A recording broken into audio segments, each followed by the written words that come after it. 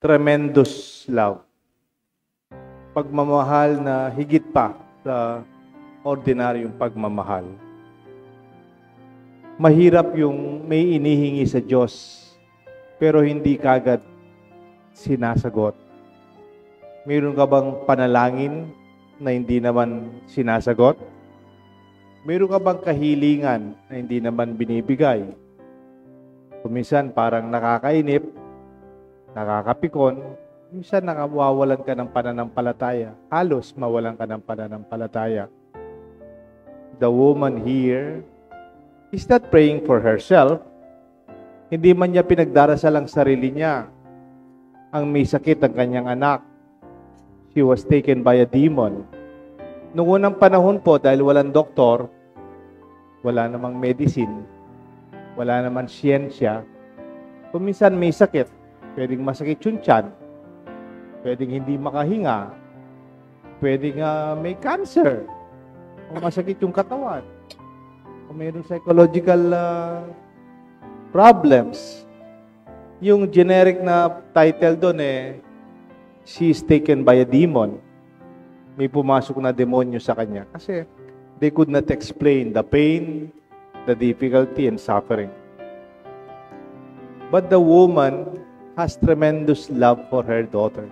Mahal niya ang kanyang anak. Lumapit siya kay Jesus. At sa paglapit niya kay Jesus, hindi man siya sinagot, hindi man siya nakaranas ng pagsang-ayon. Kasi sabi ni Jesus, medyo nakaka-insulto yung sinabi ni Jesus Let the children be fed first. Pakainin muna natin yung mga anak. Parang sinasabi, hindi ka naman kasi anak Outsider ka naman hindi ka naman taga rito. She's a Greek.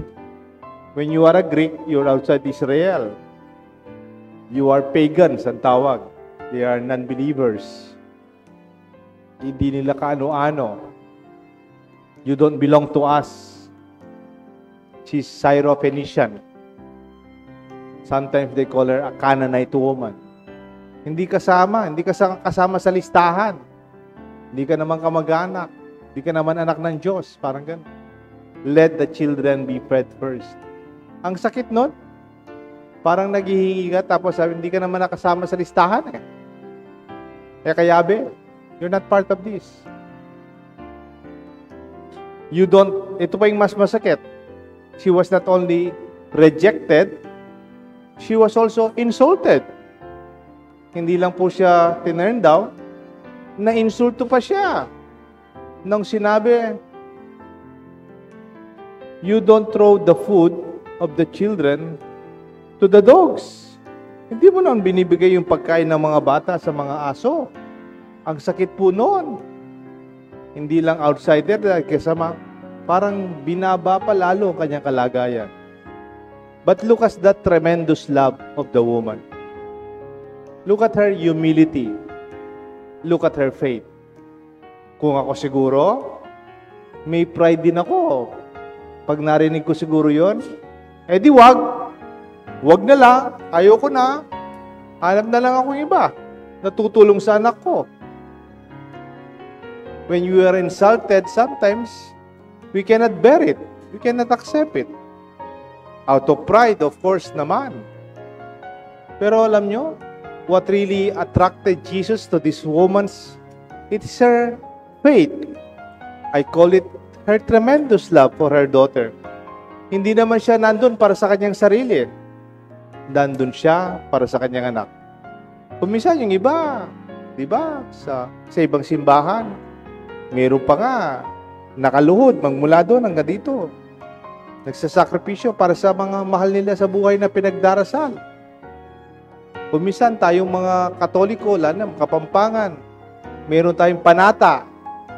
Ginagawa natin to, hindi man para sa sarili natin. Para sa mahal natin sa buhay na may problema, may pinagdadaanan o may sakit. Can you take no for an answer? Or a rejection for an answer to your prayers? And yet, she was loving enough.